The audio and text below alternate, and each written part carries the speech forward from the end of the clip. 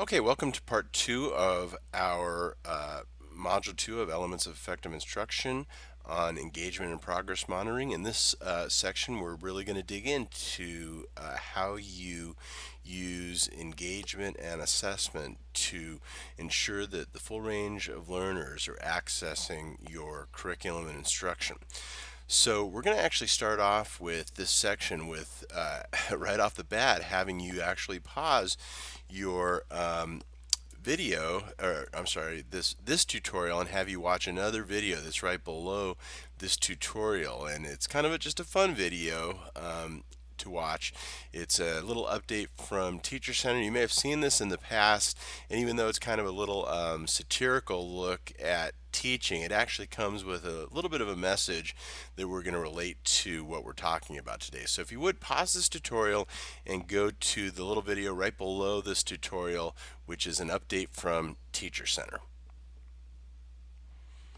Okay, welcome back. Hopefully you enjoyed that. Obviously, it's kind of a little takeoff on, what a wonderful world it would be if teachers were paid as well as professional athletes and treated on, something like Sports Center for Teacher Center. But one of the things I loved in that video is that little clip, highlighting, the highlight of the day in the teacher's classroom. And we had that great clip of the teacher randomly calling on the student who maybe was a little bit too shy to raise his hand and be engaged. And, interestingly enough, that's going to be one of the strategies that we're going to explore. And what was neat is on that, little parody there, they actually highlighted the fact that that's actually a great teaching strategy. The teacher who's really aware of his or her classroom and what's going on with students to get every student engaged. And that's really kind of what we're going to be talking about today. How do you make sure every student in your classroom, not just the ones with their hand raised, not just those students in front of you, not just those high achievers, are really genuinely engaged? And that's what we're going to be kind of focusing on today. And we're going to start with this great quote by Jane Schaefer. She's one of the kind of gurus in the secondary writing world, and she had this great quote that school should not be a place where young people go to watch old people do most of the work. And that's so true. We want students actively engaged in doing the work of the classroom. And I know with me, I came into the world of instruction back in the late 80s when I started my career. And I was inspired by some movies in which some teachers were depicted, some good, some not so good. And I'm actually going to have you pause the video once again. And right below that last one you watch, you're going to see this depiction, which you probably have seen before as well. And this is going to be a video that's a depiction of what probably we don't want to see. So pause the video and take a look at this famous clip of an economics teacher from the movie Ferris Bueller's Day Off. Okay, welcome back. So hopefully you got a kick out of watching that video. That's the famous economics teacher scene from Ferris Bueller's Day Off. Obviously, that's not a great example of student engagement. And of course, that inspires us not to be like that. That teacher who is, kind of speaking in the monotone voice, lecturing the entire time, asking questions, but not caring whether students are answering or not. What I really love about that video, though, is you see the students' reactions. You see everything from kids, just kind of looking mystified, just completely out of it, to sleeping, and even just the hostility, the anger on some of those kids' faces. And that really covers the gamut of what can happen to our students when we don't engage them in what we're doing in instruction. So that's the obvious non-example of what we want to do in the classroom. Well, back when I was in college and preparing to be a teacher, another movie came out that I thought was the example of what we wanted to do. So I want you to pause and go down to another clip of a video from the movie Dead Poets Society, and you're going to see Robin Williams as John Keating, the teacher that I thought I did want to aspire to. So take a look at that video right below that last one that we watched. Okay, so that video is very different, and that was a teacher that I did aspire to be, because you can see he was entertaining, he had the students laughing, he had them watching. His eyes were on them. And so that's obviously a much better example of student engagement. But you see, I have a question mark on this slide for that video. Is that all student engagement? And I, for a long time in the beginning of my career, thought that's what teaching was all about. If I had the kids listening, if I had them laughing and entertained, I could lecture for an entire period and I had them engaged and they were really learning. But it took a long time for me to realize that didn't necessarily translate into student learning. There was a lot more that had to go into making sure that students were genuinely engaged. They might be laughing, they might be following me, they might be nodding, but I had to really make sure they were genuinely learning. It took a while to realize that effective instruction requires active learning, that learning is not necessarily a spectator sport. And in fact, Howard Gardner, a professor in cognition and education at the Harvard Graduate School of Education, shared with us that there's a massive amount of evidence from all realms of science that unless individuals take a very active role in what it is that they're studying, unless they learn to ask questions, to do things that are hands-on, to recreate things on their own and transform them as needed, the ideas may just disappear. So I could be standing on my desk like Robin Williams. I could be telling all sorts of jokes and making all these connections. And it's not necessarily translating into learning that's going to stick. Active learning is really essential. And this chart, you may have seen this before, about the spectrum from passive to active learning is something that's really important for us to remember, that we tend to learn best the more involved we get, and that really helps. So on that spectrum from going from passive, that's verbal receiving, to visual learning, to active participation, we tend to remember more as we go through that. So we have to the right of this tutorial a little activity for you that includes a learning style inventory. And sometimes learning styles and multiple intelligences have been pushed aside in recent years as people have kind of said, oh, we can't focus too much on learning styles. And a little bit of that is been misappropriated because it's not that we don't focus on people's learning styles. We just don't want to spend too much time only teaching or only focusing on one particular learning styles. But it really is important to recognize what people's learning styles are, because it reminds us that we do have to teach and represent things in multiple ways. So what I want you to do is pause this tutorial again and go over to the Learning Styles Journal activity just to the right of this tutorial.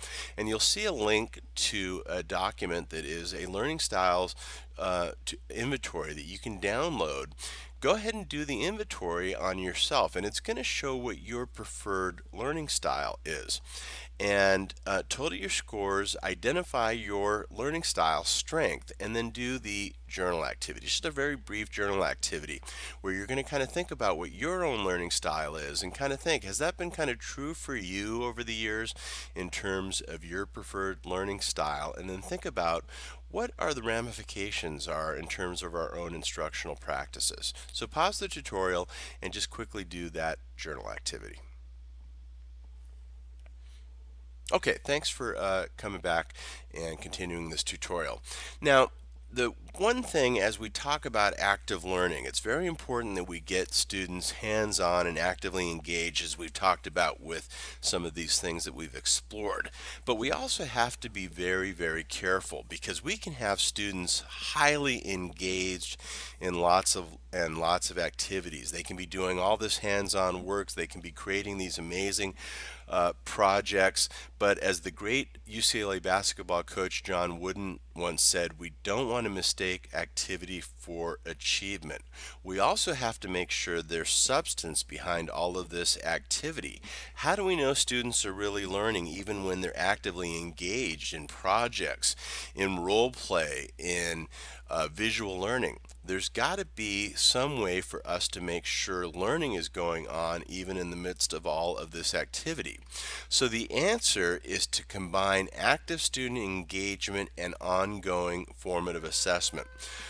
Formative assessment is the key. Formative assessment and progress monitoring is the key to making sure that students are learning. And that's why we combine our engagement module with progress monitoring. And this formative assessment component is essential.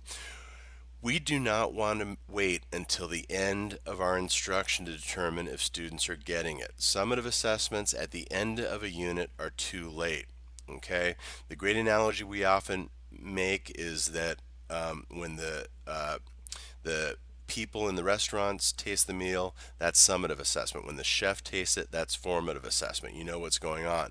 The other analogy is the summative assessment is the autopsy when it's too late. The checkup that the doctor is doing is the formative assessment when there's still time to fix things. So we want to focus on formative assessment along with our engagement to make sure that students are genuinely getting it, that they're genuinely engaged at all times.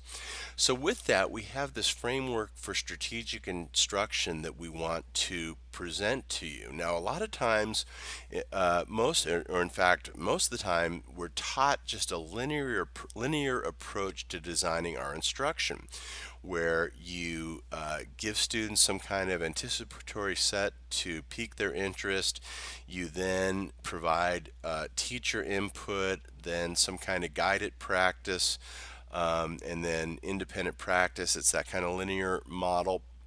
But the framework for strategic instruction basically tells us that we prepare and present information to student, we activate background knowledge, we explain, we model the information, the student attends and participates at this point. That's that upper portion of the presentation up here.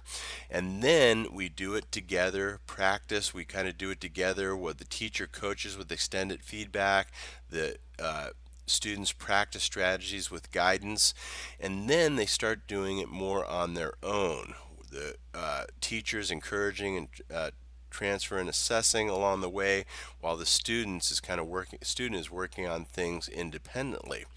The difference, though, is that we're continually assessing all along the way on this continuum, and we can be moving back and forth at any time. We don't just do this in a linear approach. We can constantly be taking responsibility back, reteaching as necessary, moving back into more of a coaching role as necessary, and or moving right back into that independence role. It's never a linear process. Coaching and reteaching as necessary, and it's always that formative assessment that helps us know what role we have to take.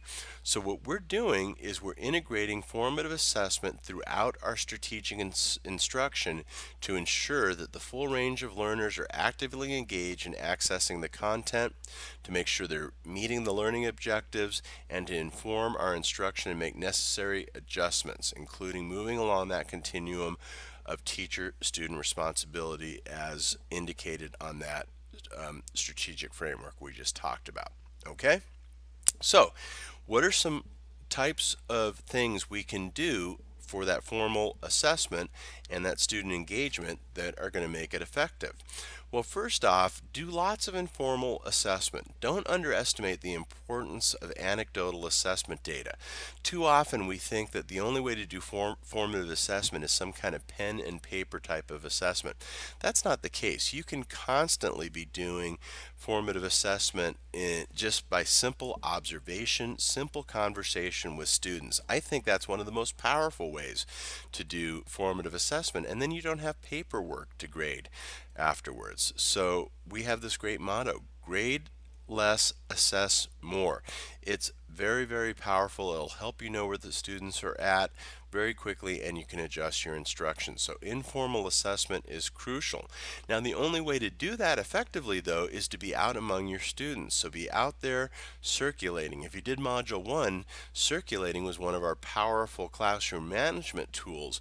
It's equally powerful as a formative assessment and engagement tool, but you have to be out among your students, circulating constantly, making sure that you're dividing your classroom up in quadrants, that you're constantly getting to each quadrant of your room, to all sections of the room, and observing and listening anytime students are doing that work. And engage them in conversations, carefully be observing and monitoring what they're doing at all time. It's a very, very powerful way of formative assessment. The other thing is effective questioning techniques, and some of those effective techniques include random calling, wait time, think, pair, share. That's the preferred term we use typically for elementary, and then turn and talk is the same thing, but we use that for secondary because sometimes secondary students get a little turned off by the think, pair, share moniker. The name card method or popsicle sticks, a strategy that we'll talk about in a bit, no opt-out, and then digital tools to do some of the same types of strategies. So random calling is one very, very powerful approach to ensuring that students are getting it. We talk about banning the hand because if you only call on volunteers, you often tend to get the same students over and over again. Plus, it's very difficult to ensure that all students are getting called on with equity. Equity and access are very, very essential, and banning the hand is just one really great way of ensuring that you're not just getting those same high achievers getting called on all the time. We've got some strategies coming up in just a second with the name card method that can really be helpful in assisting you with this process of effectively doing random calling and doing it equitably. So we'll talk about that a little bit more in just a second. But random name calling is one of the best strategies for really ensuring all students are getting it. And then just making sure that random calling is taking place, because too often what we see for formative assessment when we go out and observe teachers in the classroom is, are there any questions? And 32 heads nod no. Everybody get it? And 32 heads nod yes. That is not effective formative assessment by any stretch of the imagination.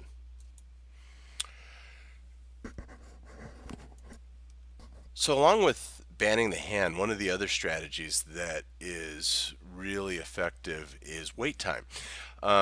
If you're going to particularly call on students that are not volunteers, wait time is really essential because it gives those students, especially those students who aren't, high achievers, some time to think about their answer. However, we as teachers can be really uncomfortable with wait time. We don't like dead air. And I know that was a real struggle of mine, especially early in my career. I know I'd ask the question if a student even flinched a little bit, I would call on them. So it's hard. So wait time can be uncomfortable. And just be aware that it usually seems longer than it really is. But one of the things you can do to help yourself out with dead air is to fill that time with encouraging phrases or repeating or rephrasing the question. We're doing some kind of prompt with your students to stimulate the thinking. So one of the things we'd like you to do, we have some actual videos that demonstrate teachers doing wait time and doing some of these strategies to fill in that dead air. So pause the tutorial briefly and go down and watch some of our wait time demonstrations that are on these subsequent slides. We've got a couple different ones for you to watch, and then come back to the tutorial after you've viewed the three wait time tutorials that we have for you below. Okay, welcome back. So we're going to take a look at think, pair, share, and turn and talk. And as I talked about earlier in the video tutorial, we talked about how we usually in elementary refer to this as think, pair, share, and at the secondary level, a lot of those students prefer the idea of turn and talk. This is really effective on a lot of different levels. The think time that you give students is that natural wait time for them before they begin speaking. And again, even our high achiever students, they sometimes have that hand shoot up in the air right when you ask the question, and they don't even often think really through the question, and sometimes haven't given it their best thinking or their best possible answers. So it's always good to have students. I want you to think about this a little bit before you raise your hand, so they're a little bit more thoughtful in the question. That can be really powerful. The partner talk fosters listening and speaking skills, which, by the way, are part of our new standards across all subject areas, not just language arts, so keep that in mind. It also provides them a chance to explore ideas, deepen understanding, and encourages students to take some additional risks. Now, the other thing that's really powerful here is it lowers that affective filter. So, getting an opportunity to share your thoughts with a partner lowers that emotional element a little bit and makes students a little bit more willing to share in front of the class. So that's really helpful as well. And in fact, what I often do is I give students a chance to share either what they came up with or their partner came up with. And that way, they don't necessarily know, the class doesn't necessarily know if it's their answer or the partner's answer, so they're really willing to share their ideas that way, and that can be really helpful in lowering that affective filter. Really important when you have English learners and that type of thing, or students who are really shy and have a trouble speaking in front of the class. Now, this partner discussion is also important, especially if you're teaching in the block schedule at the secondary level. It can really re-energize the classroom activity. Also really valuable during lectures. You should never lecture for too long before you give people an opportunity to kind of re-energize or redirect what they're doing during a long period of silent reading. If you're reading aloud to students, you're having them do reading and read aloud activity during class, doing a quick turn and talk or think, pair, share can really re-energize and refocus the student. So it's really, really helpful. And it's also a great chance for you to do some formative assessment, because when they're doing their sharing portion, you can be moving around the room and listening to what they're saying and hear and what they're talking about, see if there's any misconceptions, get an idea if they're really understanding what they're doing. Now, the name card method is a formalized approach to that turn and talk or think, pair, share, and it's probably one of the most important strategies that I ever employed in my career in terms of ensuring equity and access and making sure that I'm really pulling every one of my students in. So we've got a handout in the resource section that you can access. You can use name cards, file cards for this. You can use popsicle sticks or other different pieces. There's even digital versions of this. We recommend that you combine it with strategic pairing, which is outlined on the document, and this is where you kind of divide your class academically 1 through 16 and then 17 through 34. For example, if you have 34 students in your class, so that you minimize the academic gaps, and you pair your number 1 student with your number 17 student, 2 with 18. So you've got heterogeneous pairing, but you've also kind of minimized the level of difference academically with those students, and it can be really, really a fantastic way to use this both as an engagement strategy and a formative assessment tool for your strategic instruction. Strategic pairing, as we talked about, is a very, very helpful way to work with your pairing, your strategic partnering. You can also use this for your quads, because those partners can also then be matched into with another pair as quads, and it's mixed ability partnering, but it prevents the range, as I mentioned, from being too broad. Now, you also have to take factors into consideration such as dominant speakers. You don't want to partner a dominant speaker with a very shy speaker. So what we recommend is, if you have a couple really dominant speakers, partner them together, because then they can kind of compete with each other, and it's a really great way to really force them into some effective listening skill. If you have English learners, you want to be strategic about who you partner that English learner with. Maybe with someone who is a very empathetic student in your class, someone who's going to be able to kind of pull and foster that student along. So even though in the strategic pairing document we have, it kind of tells you, how you partner that 1 with 19, 2 with 20, you can also mix and match a little bit more strategically as well, and that can be very helpful. So scaffolds for student during partner talk is really important. We talked about the strategic partnering, also consider using sentence frames as well, because your English learners, your struggling students, that can really help them get engaged in the conversation so they know how to be introduced to the academic talk, the academic conversations. They know how to ask questions and that type of thing. Be sure you front load key vocabulary ahead of time so that they're not confused and unable to engage. And then activate prior knowledge can be really helpful. And there's all sorts of ways you can activate prior knowledge. Video clips, just discussing what the topic's going to be ahead of time to clarify and make sure that there's no confusions or misconceptions that are going to prevent them from being able to be engaged with that partner talk. Now, one of the big issues that often happens when you have partner or small group instructions is the accountability piece. I hear this from teachers all the time. So first off, you do need to explicitly teach and model appropriate small group interaction. We could have an entire workshop just around small group collaborative instruction. But this is one of the biggest things that often goes wrong, is that teachers just put people in small groups, partners, triads, quads, and that type of thing, and says go work together, and then are surprised when those interactions don't go well.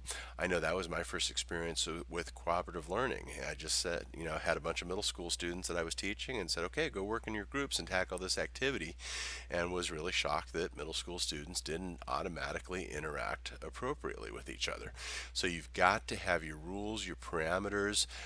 I work things down right to how I want to have their desks together, how I want them to move their desks together, and those types of things, the expectations for interacting, for appropriate behavior, any roles that I want them to have within that group, and you've got to be very, very explicit about them.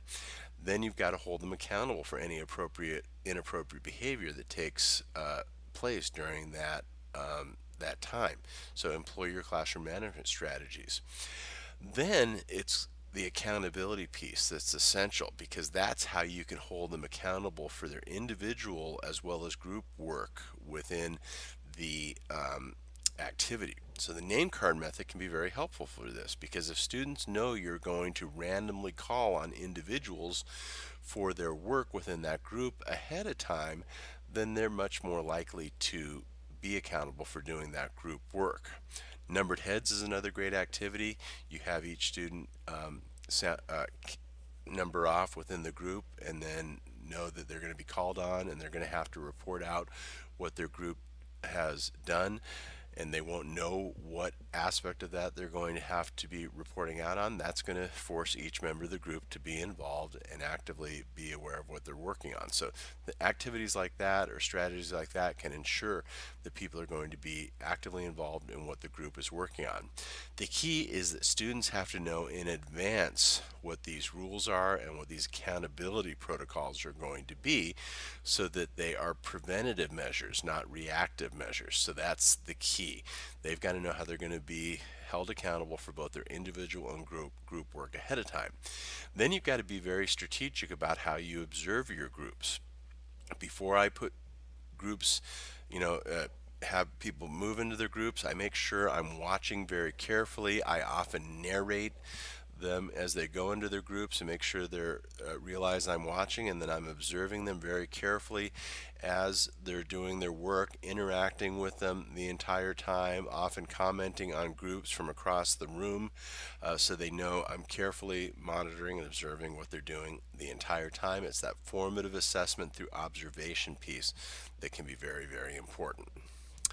Now, no opt-out is another strategy that is one of the great formative assessment pieces that also helps keep students very, very engaged. No opt-out is simply a strategy that means it's not okay not to try in my class.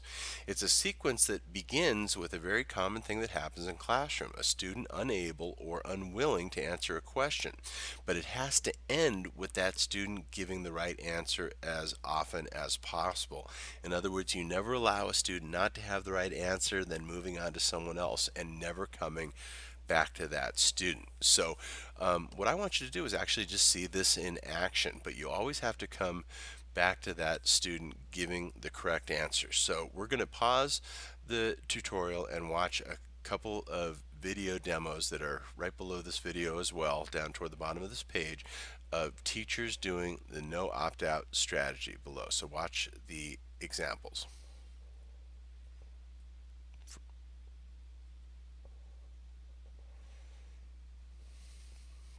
Okay, thanks. I hope you enjoyed those two examples.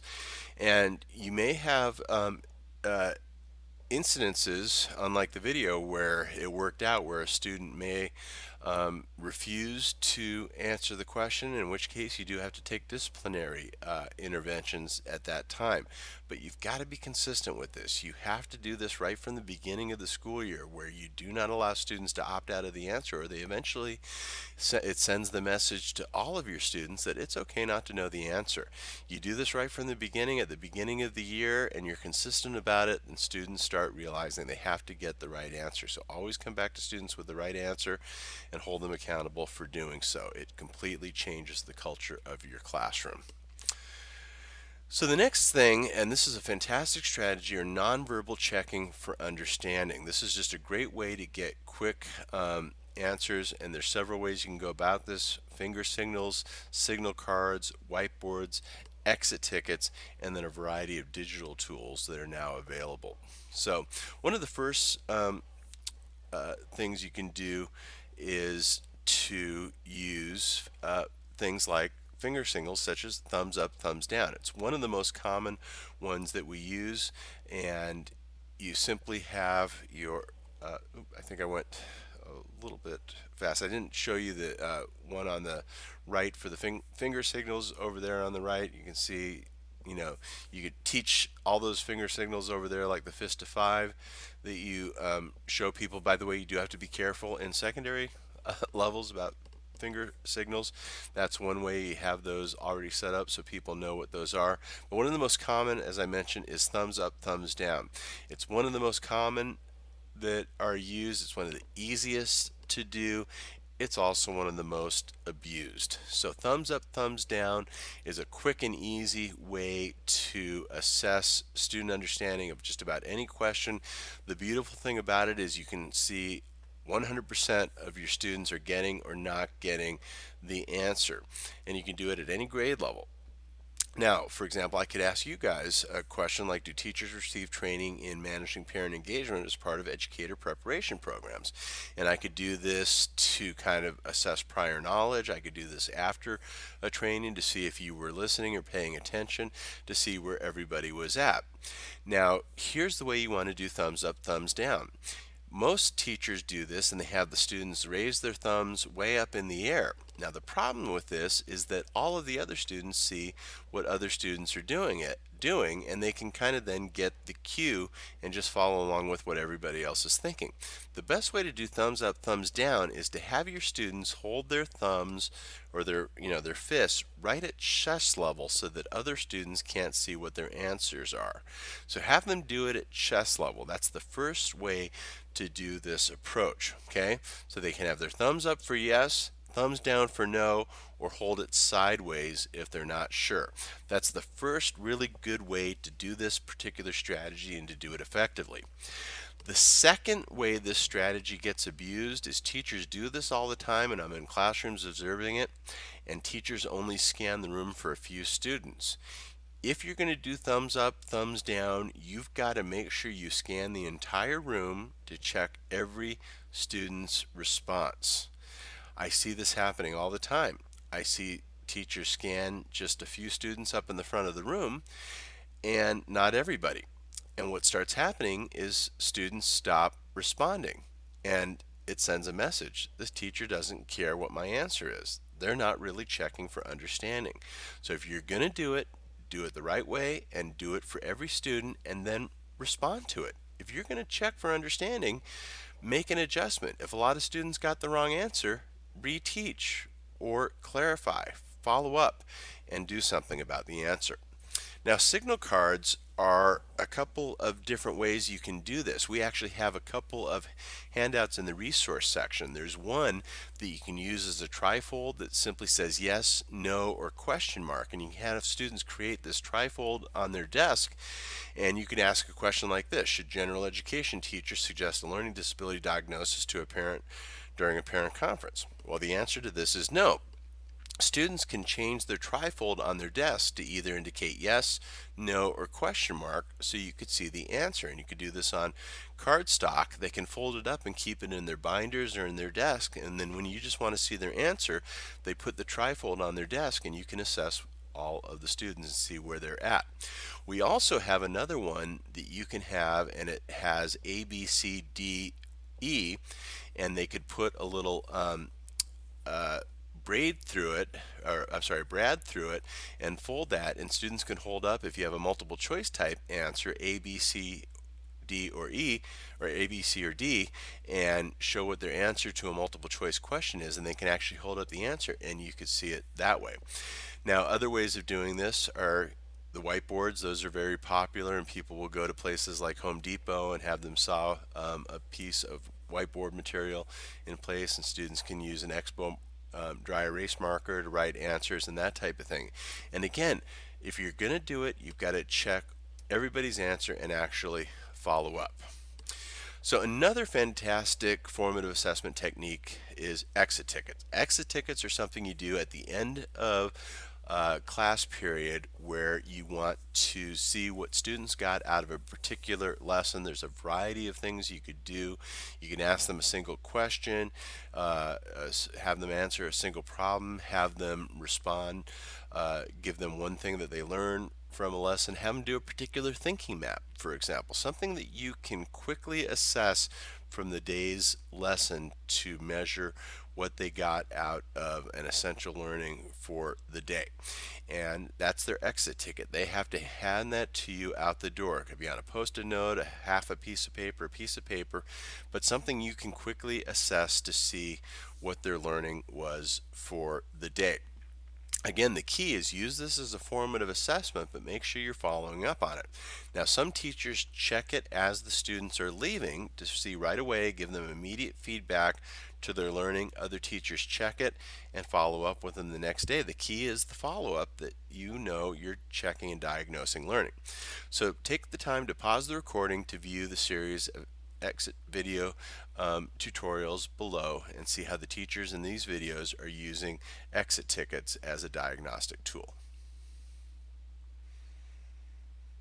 Okay, welcome back. Our last thing we're going to just talk about, you've got a lot of digital tools available to you now that can also be used as ways to quickly diagnose student learning. Now, student response systems are available. I know some schools have them. They're very expensive. If you have them, they're a great way to quickly diagnose student learning. You can ask students questions, and the students immediately check in on their clicker systems and give a response to the particular question. But we can also kind of replicate what student response systems do through our Haiku learning management system, through the polling option in Haiku. You can either do tests or quizzes in Haiku and get immediate feedback. In other words, do the practice quizzes on Haiku or the polling and see what students are thinking on those. Microsoft 365 and Google Forms are another great option for quickly assessing students and getting immediate results on some type of diagnostic and seeing what students' answers are. There's online polls such as Poll Everywhere to get a quick response from students on a question or some other type of diagnostic and just figuring out where students are at. And then there's different apps such as Socrative, which are also designed to get student responses. Now, the key is with each of these, obviously students have to have access to some type of digital device, whether it's a smartphone, a tablet of some kind, or computers. So if you're in a computer lab, or if you've got Chromebooks, or if all students happen to have a BYOD, bring their own device, and they've got access to their smartphones, then you can use these digital tools to quickly create some type of assessment and get immediate feedback. Again, I hope you got out of this that the key is, if you're going to do these formative assessments, you use them to inform your instruction, adjust learning as needed before moving on. And that's kind of the key that we want to emphasize here. So that is it for part two. What we would like you to do now is go to the part two reflective journal activity to the right and think about what approaches would work best for your students that we explored during this, and how, if needed, could you modify them to better meet the needs of your students. And then what other questioning strategies have you used, or assessment strategies have you used, that have been successful for your students in the past. Once you've finished part two in the journal activity, go ahead and move on to the part three section. Thank you.